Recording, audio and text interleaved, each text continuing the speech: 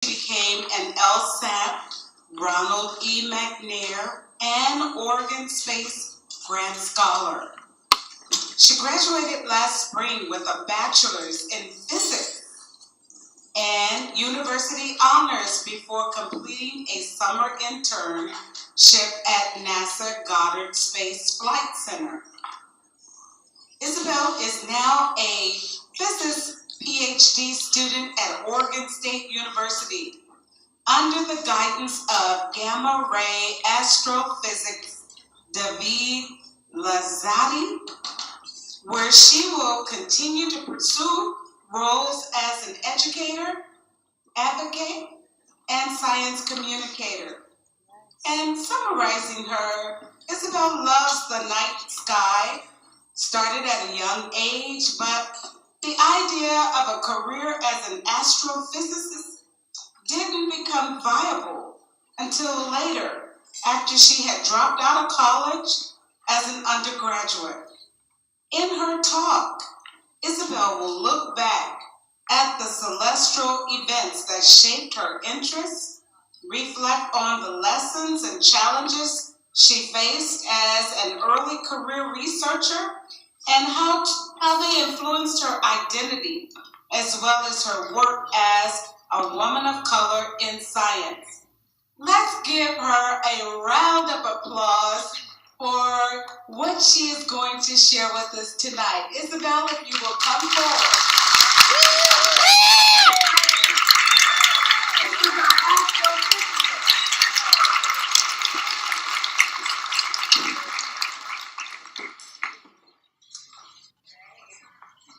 Can y'all hear me okay?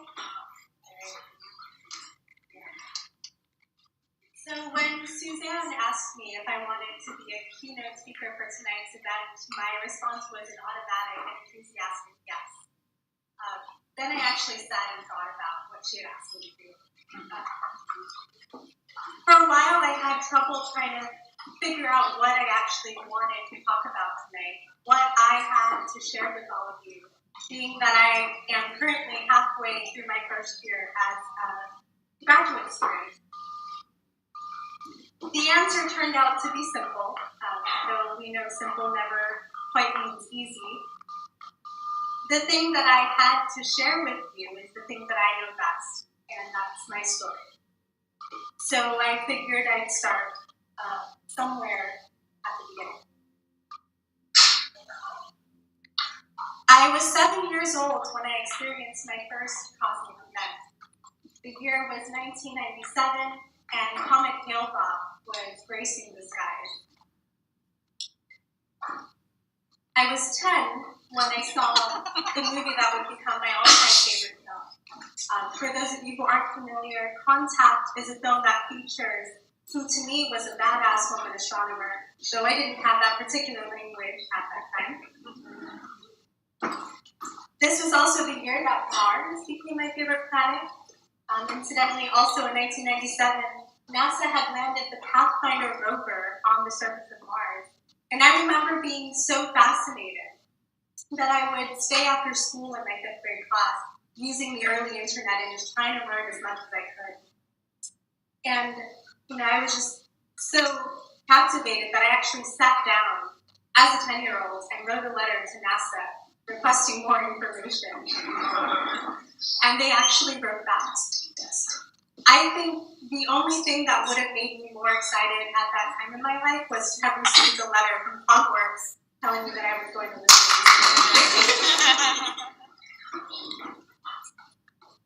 So age 10 was apparently a very formative year for me. And I had actually sat down and declared in a school journal that I was going to overthrow my 5-year-old dream of becoming an astronaut in favor of becoming an astronomer. Is that better? I was 13 when I experienced my second cosmic event. A couple of years earlier, I had gotten a telescope for Christmas, and I had used it to manually locate and view Mars while it was at opposition. And at this time in 2003, Earth and Mars were as close as they were going to be in their orbits, and this was the first time that it happened in like 60,000 years. For me, that was pretty cool. And in case you were wondering, the next time something like this will happen is in 2287, so mark your calendars. Needless to say, I grew up in Melbourne space. And with a story that starts like this, you can probably imagine what came next, right? That I resolved to devour all of the math and astronomy textbooks in the library and insisted on building a telescope in our backyard. That a teacher would have seen something in me and nudged me on the right career path. That I would then go on to excel in math and physics in high school, eventually graduating and attending a top-rated university, and eventually becoming an astronomer. But I am not here today talking to you as a career astronomer. I am here as a first-year graduate student. So clearly, that's not quite how the story went. First of all, I had no idea what it actually meant to be an astronomer. As a kid, all I thought they did was to memorize facts and look through telescopes. While I devoured books, they were largely fiction. For me, trying to read nonfiction was like reading pirate books, which is to say that it was intriguing on the face of it, but written in a language I couldn't decipher. Instead of insisting on building a telescope in the backyard, I turned to art, to photography, and writing. I had no pivotal hidden figures blackboard moment. In high school, I excelled in algebra and biology, but I generally struggled with math. I avoided calculus like the plague, and I hated it. For me, English class was where I was most passionate. There, I got to read and write poetry, write short stories, and I had the occasional opportunity to art. Now, I was raised by my dad, but neither of my parents had gone to college. So while it was expected that the next step for me was college, we lacked the guidance, the understanding of what college is really all about. And we as a family lacked the financial means for me to be able to attend all 4 years. And this is a situation, is that no? Ooh, I'm not sure. I just wanted to try to yell at that.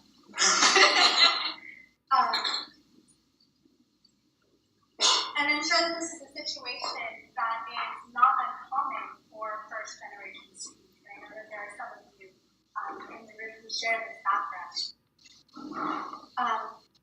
As it turned out, I also lacked the skills to succeed in a university setting.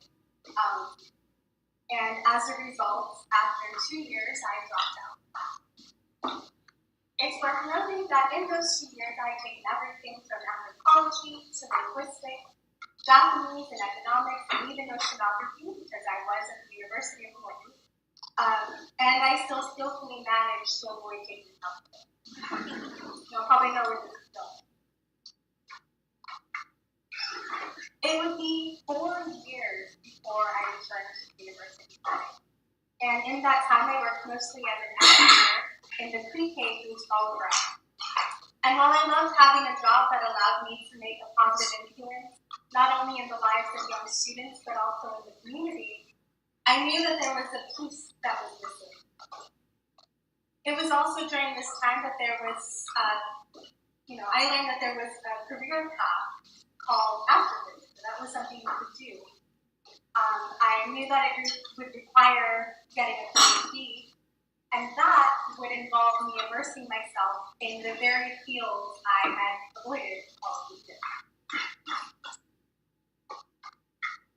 Fast forward to the spring of 2018.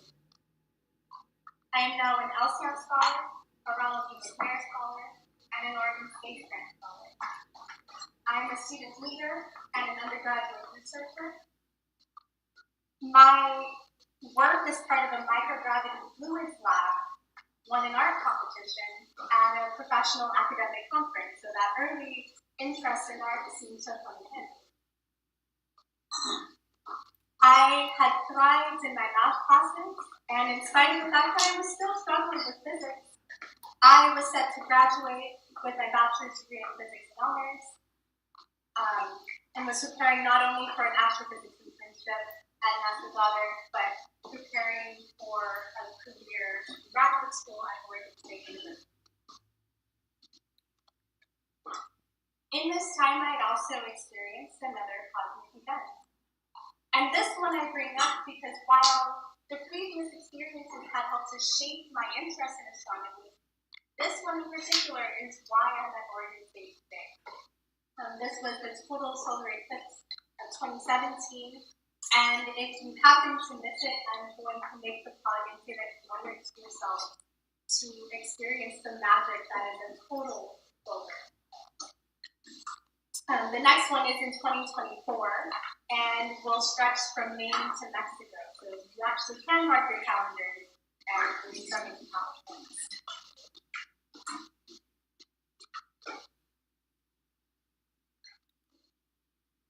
I don't remember when exactly NASA interns got the names of their mentors, but you can probably guess what kind of person I was expecting to work with.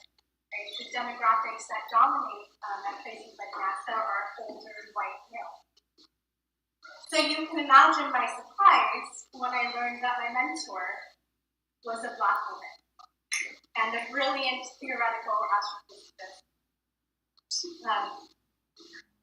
I can't speak to the accuracy of this number, but something that I've heard is that in the US there are currently only about 10 Black women who are active astrophysicists, and there have only been about 20 in all time.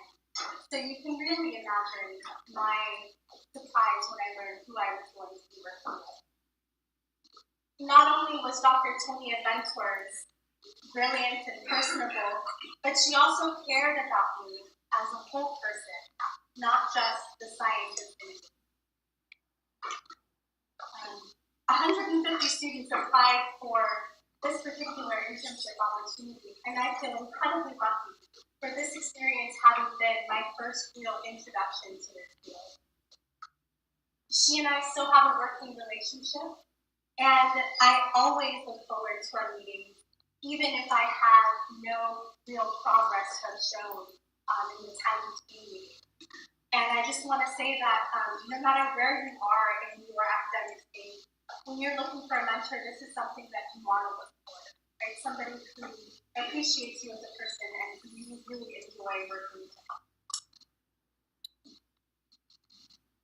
So now we're going to switch gears and talk grad school. I know that it is currently PhD acceptance season. Is there anybody out there, any seniors out there who have received PhD acceptance season? All right. Well, I'm watching them happen on Twitter. And when I see students of color in particular, sharing their acceptance decisions, my reaction kind of feels like some linear combination of this and this.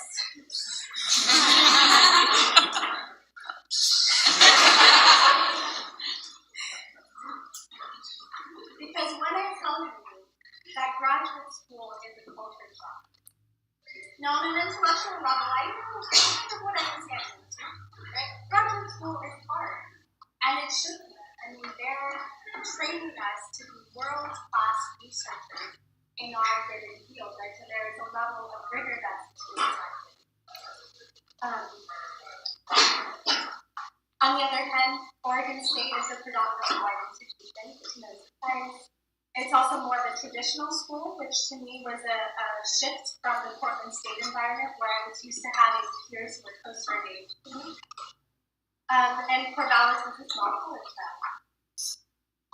I knew from visiting as a prospective student that I was going to be the only Black woman in my department, and that includes faculty and staff.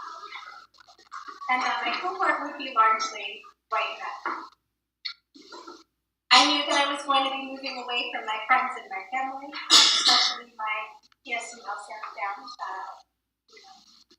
I was going to be navigating a long-distance relationship, and accepting the fact that I would no longer have access to Black beauty stores and apartments and institutes. I had to deal with being hyper-visible before classes even started. But like Solange, I thought that if I would just work in a way, I would be so busy that none of this would have an impact on me, and I would be in and out in 4 years, and it would all be back.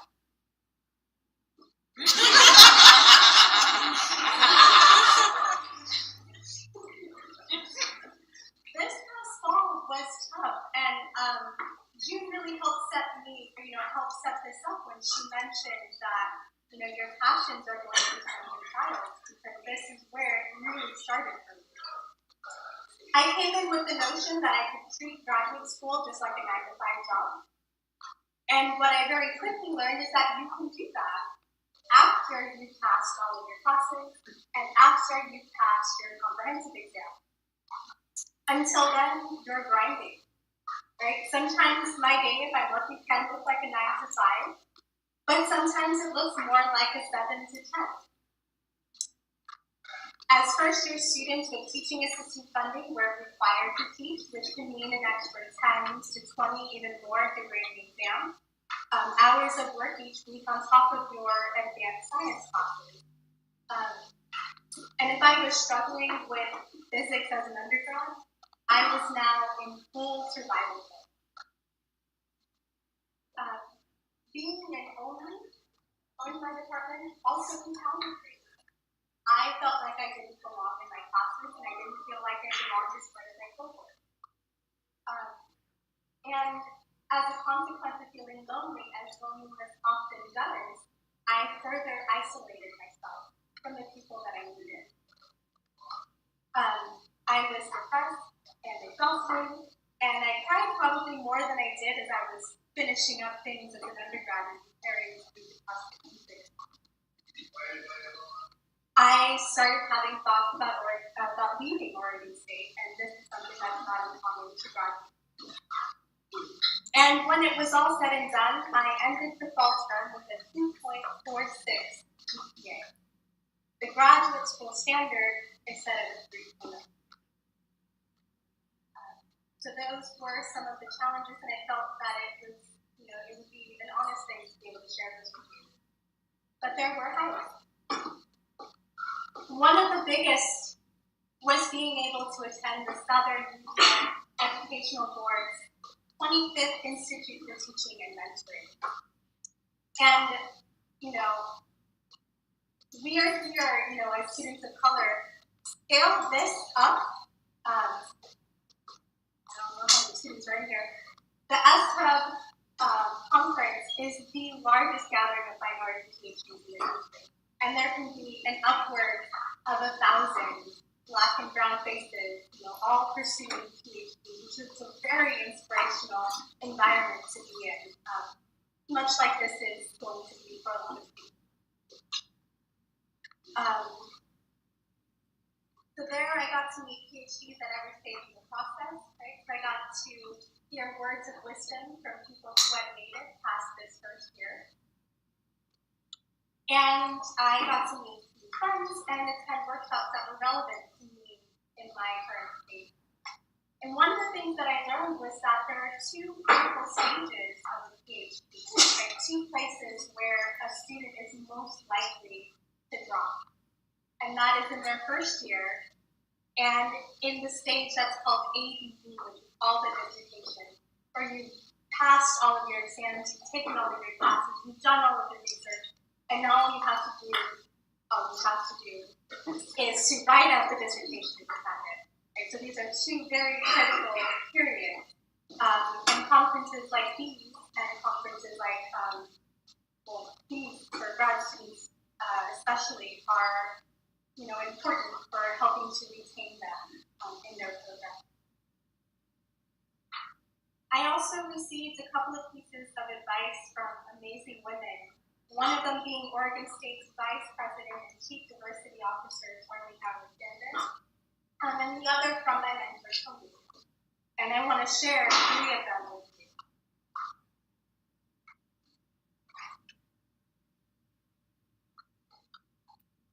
The first is, for me, it was to let go of your guilt, right? The things that you're feeling, they're not serving you, so just let them go. The second is to rescope your definition of success, because sometimes it's easier to close a small gap and make that achievable than trying for the miracle comeback, which sounds amazing if you can do it, but it often adds more stress than it's worth. And the third is that you go to graduate school to face yourself, right?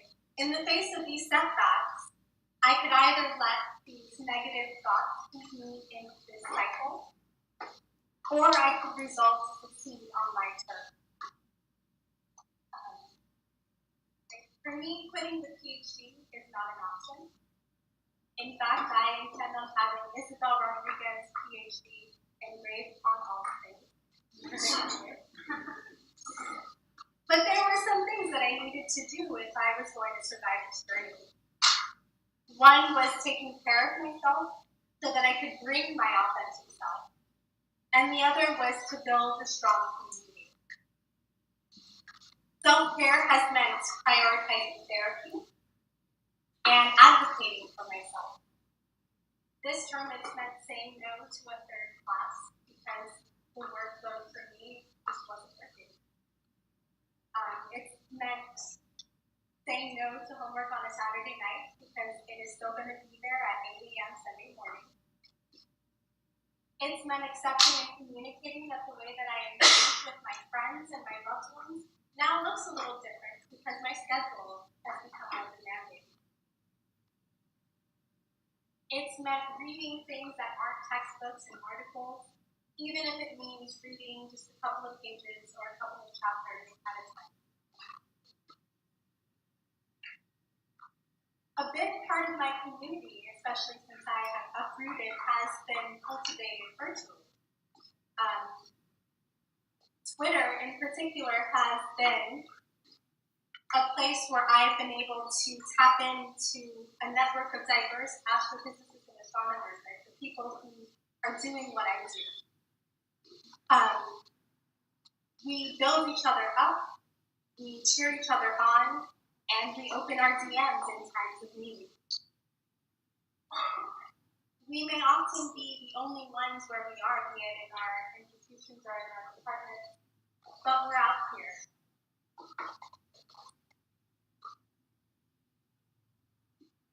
And yes, that is the Jedidah Isler, wonderful, brilliant astrophysicist, and my jaw dropped the first time that she, being my idol, actually made me. I love it. To close, I want to impart to you the importance of 3 things. The first is in sharing your story.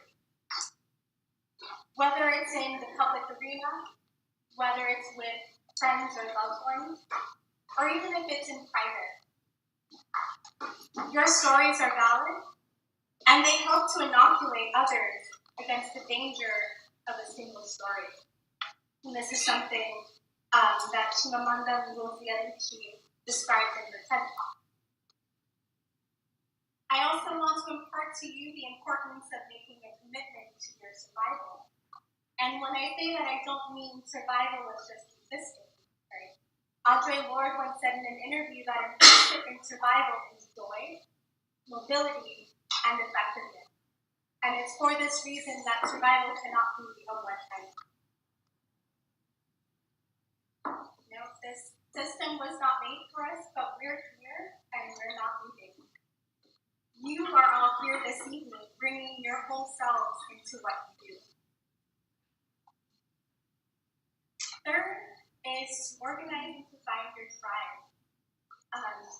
LSAMP was the biggest one for me as an undergrad, so I was very fortunate to have them as friends to this day.